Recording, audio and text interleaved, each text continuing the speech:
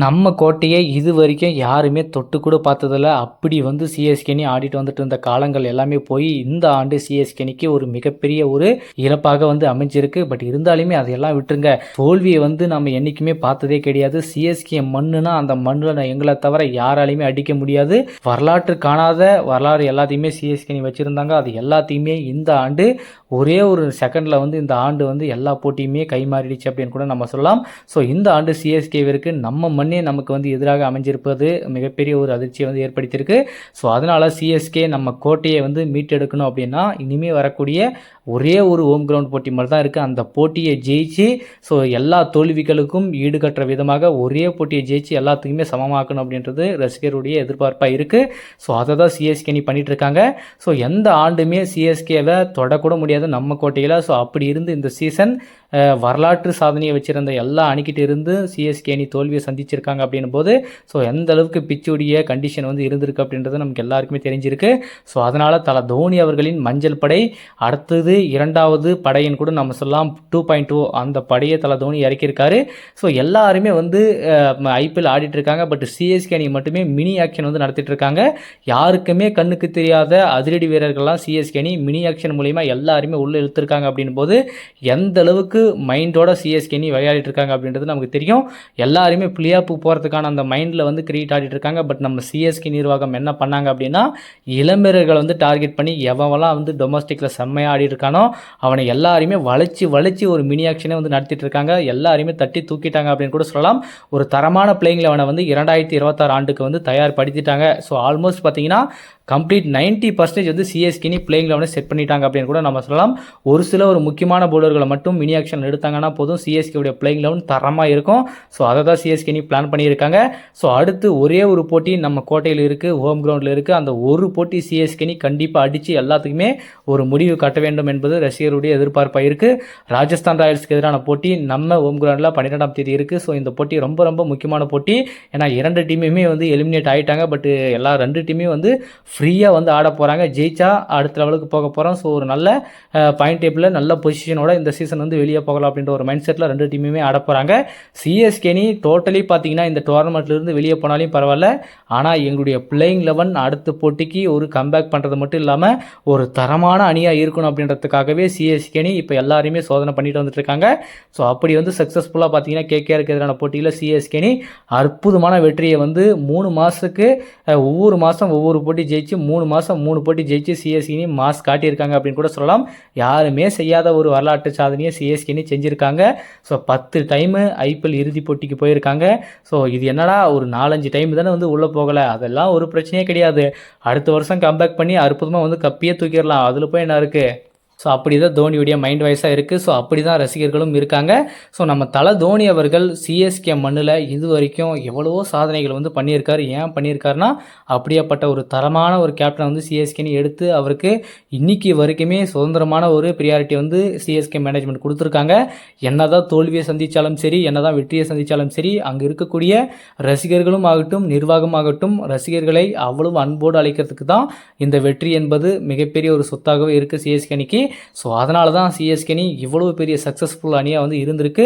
So எல்லா டீமுமே CSK மாதிரி ஆயிராது. So எந்த சுச்சுவேஷனையுமே சிஎஸ்கே அற்புதமாக ஹேண்டில் பண்ணக்கூடிய ஒரு தரமான குவாலிட்டியான டீம். ஸோ அதனால தான் அவங்களுடைய வெற்றி ரசிகர்கள் மத்தியில் இந்த அளவுக்கு ஒரு வரவேற்பை வந்து ஏற்படுத்தியிருக்கு. சிஎஸ்கே எவ்வளோ தான் வெற்றியை வந்து பார்த்துருந்தாலுமே ஒரு தோல்வியை பார்க்கும்போது அந்தளவுக்கு ஒரு எமோஷனலானதாக இருக்குது. ஏன் அப்படின்னா சிஎஸ்கேவுடைய வெற்றி அந்தளவுக்கு ஒரு இம்பார்ட்டன்ட் வெற்றியாக இருக்குது. ரசிகர்களுடைய அந்த மனதில் அந்தளவுக்கு வந்து இதை ஏற்படுத்துது அப்படின்னும் போது ஸோ அந்த தோல்வியை பார்க்கும்போது அந்தளவுக்கு சீக்கிரமாக ஏற்றுக்க முடியாத ஒரு விஷயமாக தான் இருக்குது. ஏன்னா நிறைய சுச்சுவேஷனில் வந்து தோனி அவர்கள் ஹேண்டில் பண்ணியிருக்காரு. தோனி அவர்கள் சிஎஸ்கே எடுத்து நடத்தும் போது ஒரு கான்ஃபிடென்ட் வரும் பாருங்கள், அந்தளவுக்கு ஒரு தரமான கான்ஃபிடென்ட் வந்து ரசிகர்களுக்கு எத்தனை ஆண்டுகள் வந்து தோனி அவர்கள் கொடுத்துருக்காரு அப்படின்றது நமக்கு எல்லாருக்கும் தெரியும். ஸோ அதனால தான் இன்றைக்கி வரைக்குமே தோனி மீது அந்த கடைசியில் 10 ரன் அடிக்கணும் 15 ரன் அடிக்கணும் கூட தோனியை வந்து இருக்காரு, அவரை நம்பலாம் அப்படின்னு சொல்லிட்டு எல்லா ரசிகர்களும் அவர் மேலே வந்து கான்ஃபிடென்ட் வைக்கிறாங்க.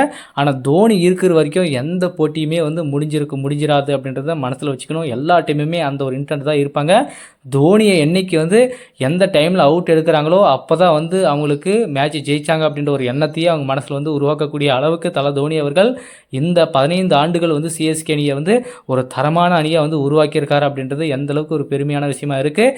ஸோ நான் அடுத்து ராஜஸ்தானுக்கு எதிரான போட்டியில் சிஎஸ்கே உடைய பிளேயிங் லெவன் வந்து கேகேஆருக்கு எதிரான போட்டியில் இருந்த அதே பிளேயிங் லெவன் வந்து இருக்க போகுது. மேபி ஒரு சில மாற்றங்கள் இருக்கிறதுக்கான வாய்ப்புகள் அதிகமாக இருக்குது. ஸோ அந்த ஒரு சில மாற்றங்கள் வந்து ரேராக தான் இருக்க போகுது. தோனி அவர்கள் வந்து அவ்வளோ சீக்கிரம் யாரையும் வந்து மாற்றிட மாட்டாருங்க. ஏன்னா அவர் வந்து கான்ஃபிடென்ட் ஒருத்தர் மாதிரி வச்சா அப்படின்னா அவ்வளோ சீக்கிரம் அவரை வந்து வெளியே அனுப்பிட மாட்டார். நிறைய சான்ஸ் கொடுத்து அவங்கள வந்து நல்ல தரமான பிளேயராக உருவாக்கி மட்டும்தான் அவங்கள வந்து அடுத்த பொசிஷனுக்கே அனுப்புவார். அப்படி தான் நிறைய வீரர்களை தோனி அவர்கள் உருவாக்கி அனுப்பியிருக்காரு. ஸோ தோனி கிட்ட வரவங்க எல்லாருமே என்றைக்குமே ஒரு திறமை வாய்ந்த வீரராக தான் வெளியே போயிருக்காங்க. ஸோ அப்படி தான் நிறைய வீரர்களும் இருந்திருக்காங்க. ஸோ அப்படி இருந்து தோனி அவர்கள் நம்ம கோட்டையில் ஒரு மிகப்பெரிய ஒரு வெற்றியை பார்க்கணும் அப்படின்றது எதிர்பார்ப்பாக இருக்குது. கடைசியாக பார்த்தீங்கன்னா முதல் போட்டியில் மும்பைக்கு எதிரான போட்டியை நம்ம விளையாடணும். அடுத்த 5 போட்டியில் சிஎஸ்கே அணி வந்து தோல்வியை சந்திச்சிருக்காங்க. இன்னும் ஒரே ஒரு போட்டி இருக்குது. அந்த ஒரு போட்டி ஜெயிச்சு அந்த 5 தோல்விக்குமே ஈடு கட்டுமா அப்படின்றது ரசிகர்களுடைய எதிர்பார்ப்பாக இருக்குது. ஸோ என்ன பண்ண போகிறார் தோனி அவர்கள், எந்த மாதிரியான பிளானோட வரப்போகிறாரு, ராஜஸ்தான் ராயல்ஸ் அணியை வீழ்த்த எந்த மாதிரியான ஸ்ட்ராட்டஜி யூஸ் பண்ண போகிறாரு அப்படின்றத நம்ம பொறுத்திருந்து பார்க்கலாம். ஸோ நம்ம சிஎஸ்கே கோட்டையில் சிஎஸ்கே அணி 2வது வெற்றியை இந்த சீசனில் வந்து பதிவு செய்யுமா அப்படின்றத பார்ப்போம். தொடர் தோல்விக்கு முற்றுப்புள்ளி வைக்குமா நம்ம கோட்டையில் அப்படின்றதையும் நம்ம பார்க்கலாம். ஸோ இன்றைக்கி நைட்டு நம்ம எல்லாருமே எதிர்பார்க்காத ஒரு போட்டி இருக்க போகுது. Delhi Capitals versus Punjab Kings. 2 போட்டியுமே இந்த ஆண்டு ஒரு அற்புதமான அணியாக இருக்குது. முதல் பாதையில் நம்ம பார்த்தோம்னா டெல்லி கேபிட்டல்ஸை அடிச்சிக்க ஆளே கிடையாது அப்படின்னு நம்ம எல்லாருமே சொல்லிட்டு இருந்தோம். ஸோ தரமான டீம், தரமான பிளேயிங் வச்சுருக்காங்க. இவங்களை அடிக்கணும் அப்படின்னா ஒருத்தன் பிறந்து தான் வரணும் அப்படின்னு சொல்லிட்டு நம்ம எல்லாருமே சொல்லிட்டு இருந்தோம். ஸோ முதல் பாதை அவ்வளோ அற்புதமான ஒரு கேம் எடுத்துகிட்டு போனாங்க டெல்லி கேபிட்டல்ஸ் அணி. பட் இப்போ 2ஆம் பாதை அவங்களுக்கு எதிர்பாராத நிறைய விஷயங்களை வந்து கொடுத்துருக்கு. என்னடா இது இப்படி ஒரு சுச்சுவேஷன் எல்லாம் டெல்லி அணி வந்து சால்வ் பண்ணுறாங்களா அப்படின்ற மாதிரி கேள்வி கேட்குறாங்க. நிறைய சூப்பர் ஓவரெல்லாம் ஜெயிச்சாங்க. ஸோ நல்ல ரெக்கார்டு வச்சுருக்காங்க, நல்ல பிளேயிங் லெவன் இருக்குது. ஸோ அப்படி இருக்கும்போது டெல்லி கேபிட்டல்ஸ் அணி ஒரு சில போட்டிகளாக அவங்களுடைய சொதப்பல் வந்து ஆயிருக்கு. ஸோ முதல் பாதையில் என்ன தவறு பண்ணாமல் இருந்தாங்களோ அந்த தவறை எல்லாத்தையுமே 2ஆம் பாதையில் அணி டெல்லி பண்ணது காரணமே தோல்விக்கு ஒரு முக்கியமான காரணமாக அமைஞ்சிருக்கு. ஸோ புள்ளிப்பட்டியல் இப்போது ரொம்ப ரொம்ப இக்கட்டான சூழ்நிலையில் 5வது இடத்துல இருக்காங்க. ஸோ டாப்பில் இருந்த டீம் இப்போ 5வது இடத்துக்கு வந்திருக்காங்க அப்படின்னும் போது ஸோ எந்த அளவுக்கு ஒரு மைனஸ் கேம் வந்து ஆடி இருக்காங்க அப்படின்றது நமக்கு எல்லாருக்குமே தெரிஞ்சிருக்கு.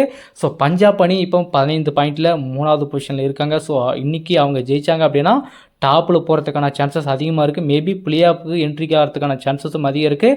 முதல் அணியாக பிளே ஆஃபுக்குள்ளே இன்றைக்கி நடக்கக்கூடிய போட்டிகள் ஜெயிக்கிற அணி நம்ம பஞ்சாப் அணி முதல் அணியாக போகுமா அப்படின்றத நம்ம பார்ப்போம். 2014க்கு பிறகு முதல் முறையாக கிட்டத்தட்ட பார்த்திங்கன்னா ஒரு 12 ஆண்டுகளுக்கு பிறகு 15 புள்ளிகளை வந்து பஞ்சாப் அணி வந்து பெற்றிருக்காங்க. ஸோ இப்போ தான் ஸ்ரேயஸ் ஐயர் தலைமையிலான இந்த அணி ஒரு நல்ல தரமான அணியை உருவாகியிருக்காங்க.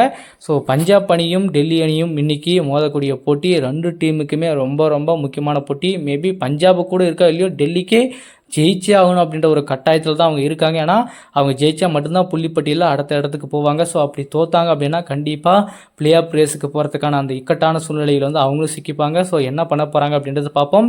இன்றைக்கி விறுவிறுப்புக்கு பஞ்சமே கிடையாதுங்க. 2 டீமுமே குவாலிட்டியான டீம், 2 டீமுமே செம்மையாக ஆடக்கூடிய டீம், 2 டீமுமே நல்ல பவுலிங் லைன் வச்சுருக்காங்க, 2 டீமுமே நல்ல பேட்டிங் லைனப்பும் வச்சுருக்காங்க. அப்படின் போது கண்டிப்பாக 2 டீமுமே நல்லா ஸ்கோர் பண்ணக்கூடிய ஒரு இன்டென்ட்டில் தான் ஆட போகிறாங்க. ஸோ யார் ஜெயிக்க போகிறாங்க அப்படின்றத நம்ம பார்ப்போம்.